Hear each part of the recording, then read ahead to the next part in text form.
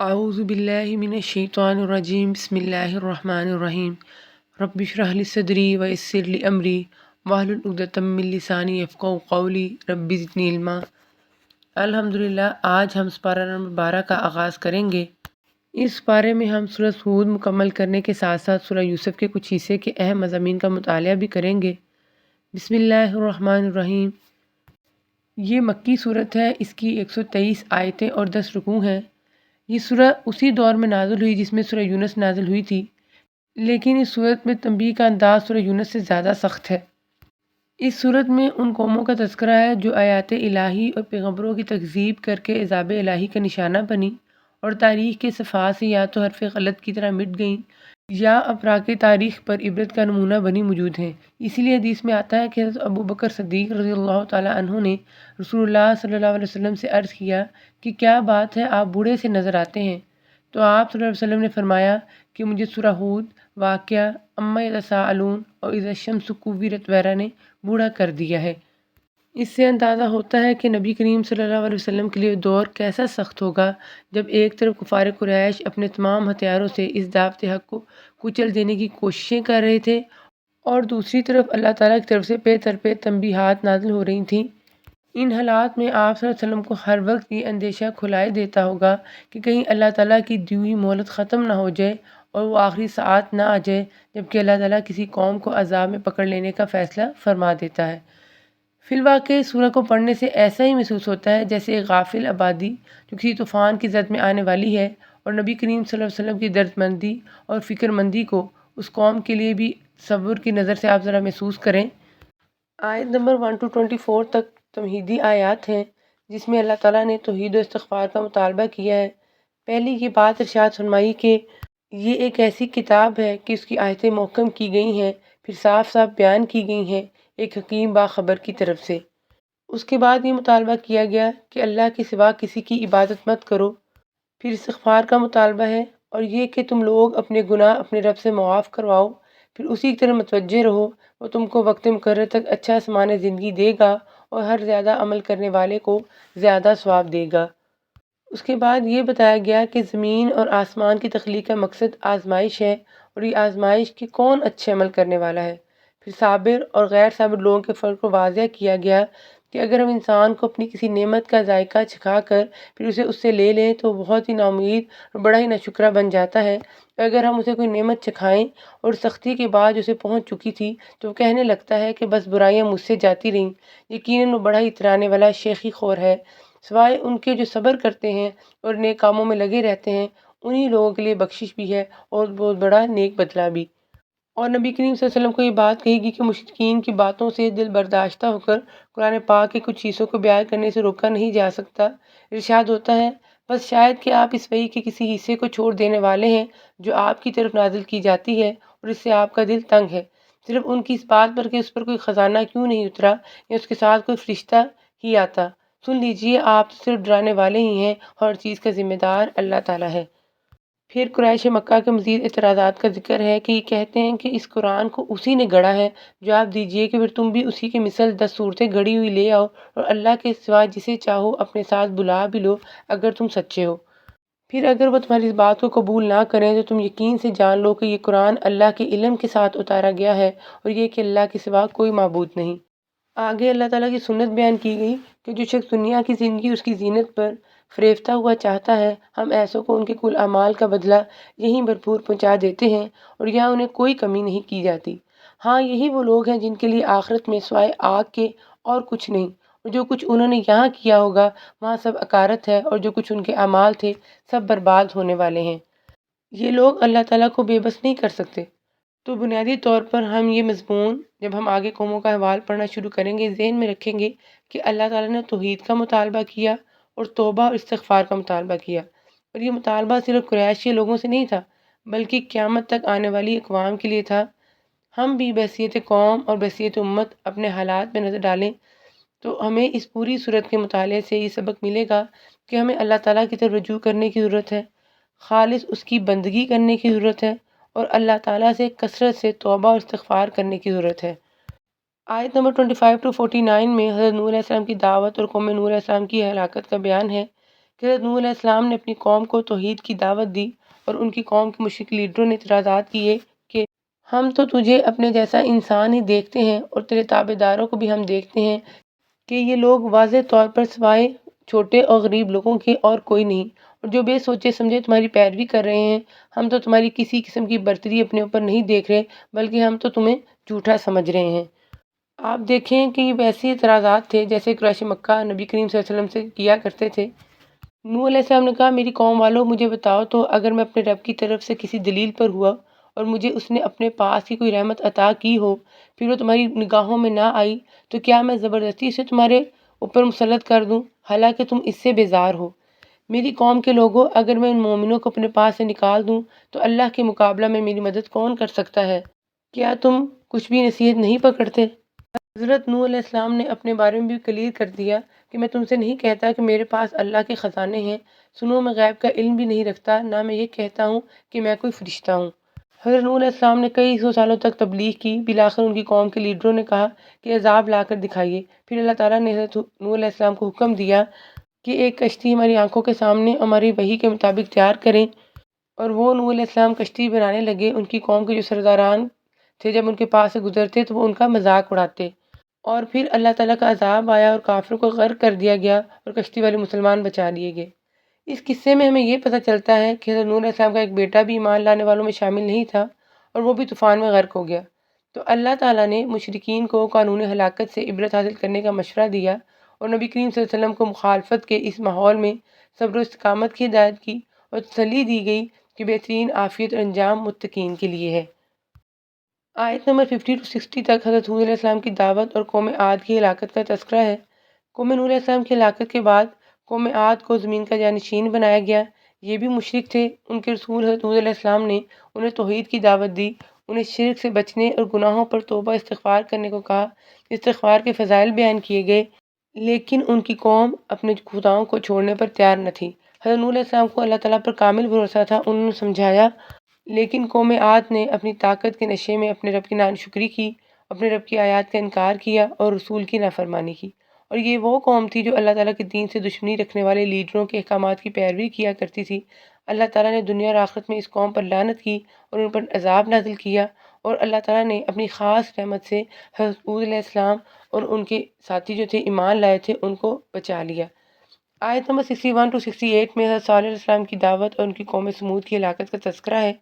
حضرت ہود علیہ السلام اور اہل ایمان عرب کے جنوبی علاقوں سے ہجرت کر کے مدینہ منورہ کے شمال میں آباد ہو گئے تھے۔ آج کل یہ علاقہ مدائن صالح کہلاتا ہے اور ان کی نسل سمود کہلاتی ہے۔ انہیں عاد ثانی بھی کہا جاتا ہے۔ قوم ہود کی ہلاکت کے تقریباً 500 سال بعد قوم سمود کی آزمائش کا وقت آ پہنچا۔ قوم سمود میں اللہ تعالیٰ نے حضرت صالح علیہ السلام کو مبعوث فرمایا۔ حضرت صالح علیہ السلام نے بھی اپنی قوم کو توبہ استغفار کی طرف پکارا، لیکن یہ اپنے باپ دادا کے قواعد اور رسومات کو چھوڑنا نہیں چاہتے تھے۔ انہوں نے بھی اللہ تعالیٰ کی تعلیمات میں شک کا مظاہرہ کیا۔ آزمائش کے لیے اللہ تعالیٰ نے ان کے پاس ایک اونٹنی بھیجی، لیکن انہوں نے اسے مار ڈالا۔ اس پر حضرت صالح علیہ السلام نے کہا کہ اچھا، تم اپنے گھروں میں 3 دن تک رہ سہ لو، یہ وعدہ جھوٹا نہیں ہے۔ پھر جب ہمارا فرمان آ پہنچا، ہم نے صالح علیہ السلام کو اور ان پر ایمان لانے والوں کو اپنی رحمت سے اس سے بھی بچا لیا اور اس دن کی رسوائی سے بھی۔ یقیناً تیرا رب نہایت توانا اور غالب ہے۔ اور ظالموں کو بڑے زور کی چنکھار نے آ دبوچا، پھر تو وہ اپنے گھروں میں اوندے پڑے ہوئے رہ گئے۔ پھر آیت نمبر 69 to 83 تک میں حضرت لوط علیہ السلام کی دعوت اور قوم لوط کی ہلاکت کا بیان ہے، اور اللہ تعالیٰ فرماتے ہیں کہ وہ نیک لوگوں کو بچا کر بدکار کو ہلاک کر دیتا ہے۔ یہی اللہ تعالیٰ کا قانون جزا و سزا ہے۔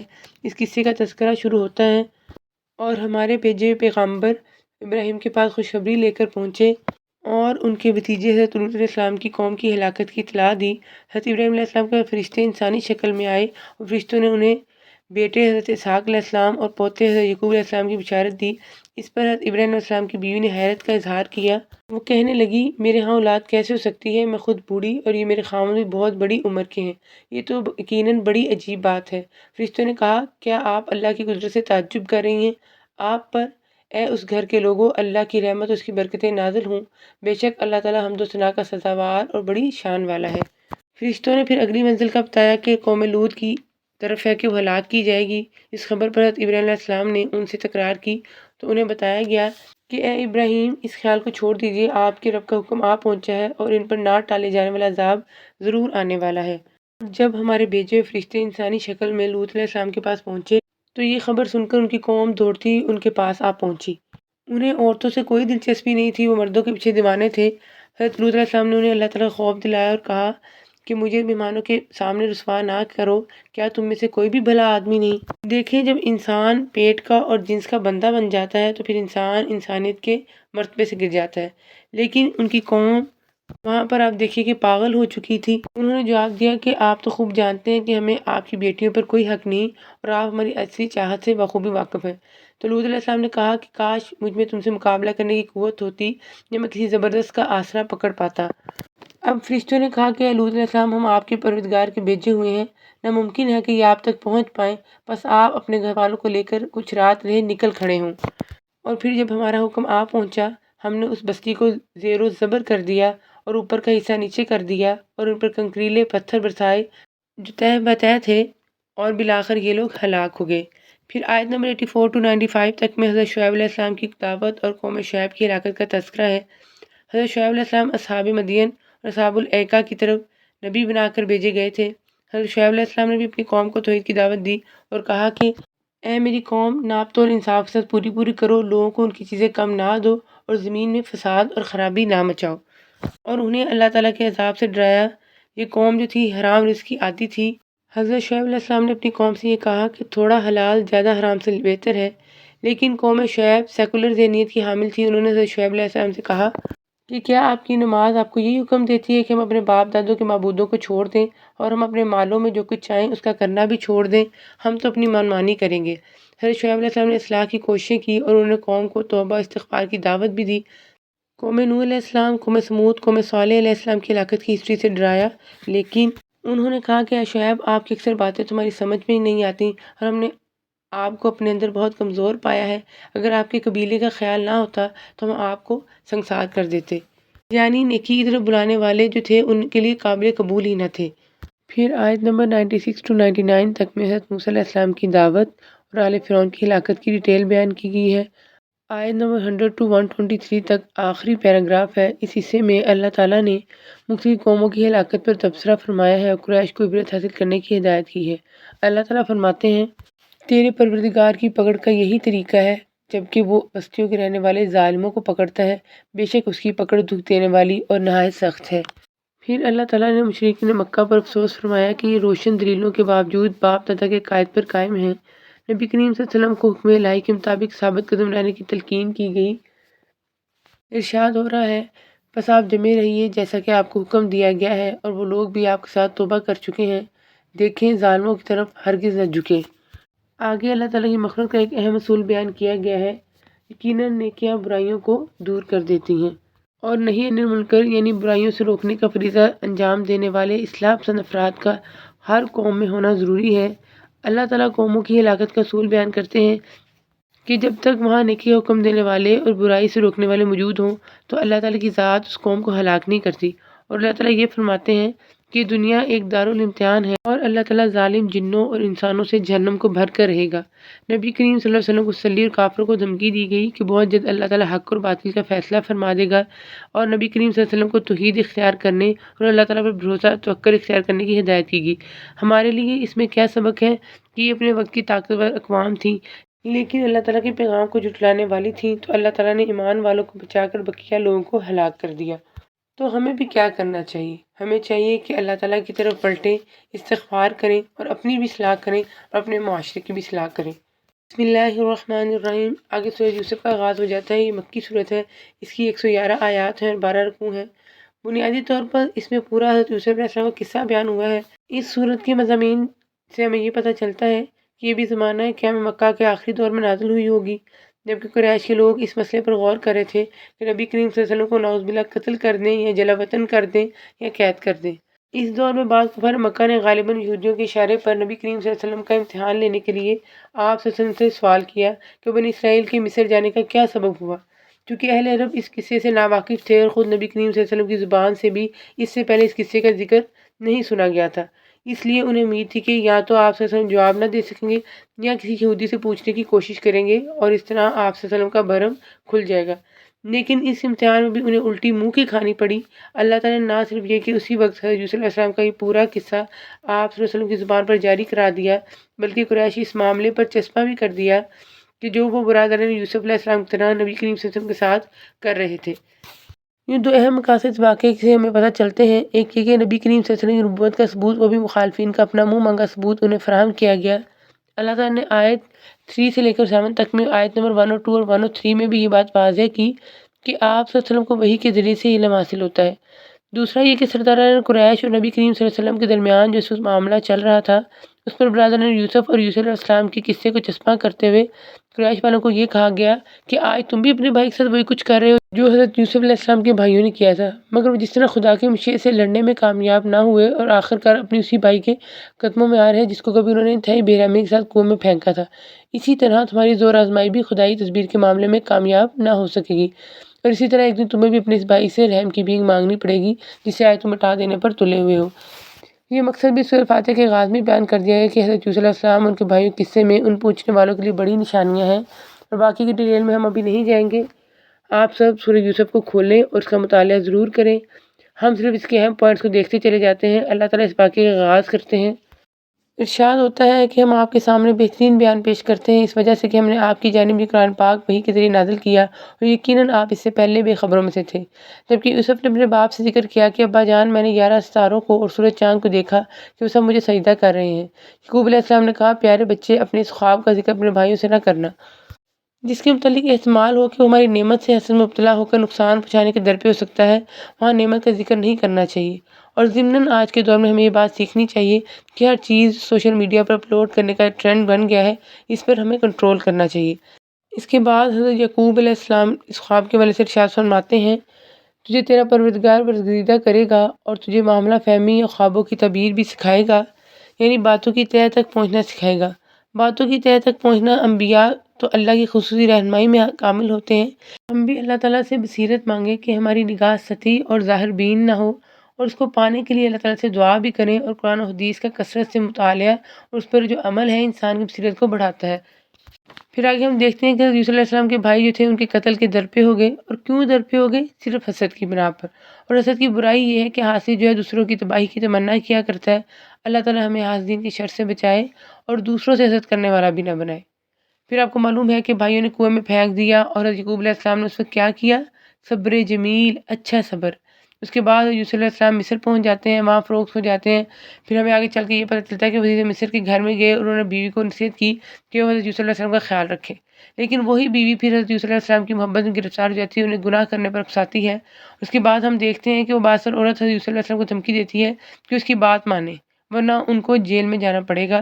نہ صرف وہ عورت خود بلکہ وہ جو مصر کی امراء کی بیگمات تھیں ان سب کے اندر حضرت یوسف علیہ السلام کا جو ہے چرچا ہو جاتا ہے۔ لیکن حضرت یوسف علیہ السلام کو جس وقت فکر تھی وہ اپنی پاک دامنی کی فکر تھی۔ حضرت یوسف علیہ السلام نے دعا کی کہ اے میرے پروردگار، جس بات کے لیے عورتیں مجھے بلا رہی ہیں اس سے تو مجھے جیل خانہ بہت پسند ہے۔ دیکھیں یہ کتنی بڑی بات ہے کہ وہ اللہ تعالیٰ سے اپنی پاک دامنی کی حفاظت کی دعا کرتے ہیں۔ اور آج کے دور میں بھی فتنہ جس طرح پھیل رہا ہے اور جو بے حیائی جس طرح سے پھیل رہی ہے اس میں جوانوں کی پاک دامنی کی حفاظت ایک بہت بڑا ہدف ہے جو ہم ماؤں نے بھی سکھانا ہے اور ہم نے تعلیم کے ذریعے سے بھی اس چیز کو پھیلانا ہے۔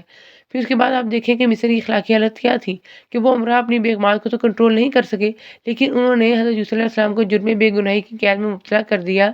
پھر آپ وہاں دیکھتے ہیں کہ 2 قیدیوں کی رفاقت انہیں نصیب ہوئی، حضرت یوسف علیہ السلام نے خوابوں کی تعبیر بتائی، لیکن وہاں جو ان کا مشن تھا کہ دعوت اور تبلیغ کا کام انہوں نے پہلے کیا۔ پھر اس کے بعد ہمیں پتہ چلتا ہے کہ بادشاہ خواب دیکھتا ہے، خواب کی تعبیر پوچھتا ہے، حضرت یوسف علیہ السلام کو اپنے پاس بلواتا ہے، لیکن حضرت یوسف علیہ السلام اس وقت تک باہر جانے سے انکار کر دیتے ہیں جب تک ان کے جو اوپر الزام لگایا گیا تھا اس کی وضاحت نہ ہو جائے۔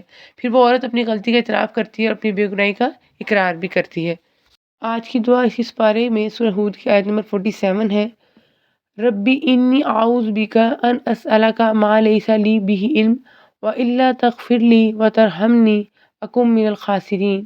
اے میرے پروردگار، میں تیری پناہ چاہتا ہوں اس بات سے کہ تجھ سے وہ مانگوں جس کا مجھے علم ہی نہ ہو۔ اگر تو مجھے نہ بخشے گا اور نہ تو مجھ پر رحم فرمائے گا تو میں خسارہ پانے والوں میں سے ہو جاؤں گا۔ وآخر دعوانا ان الحمد للہ رب العالمین۔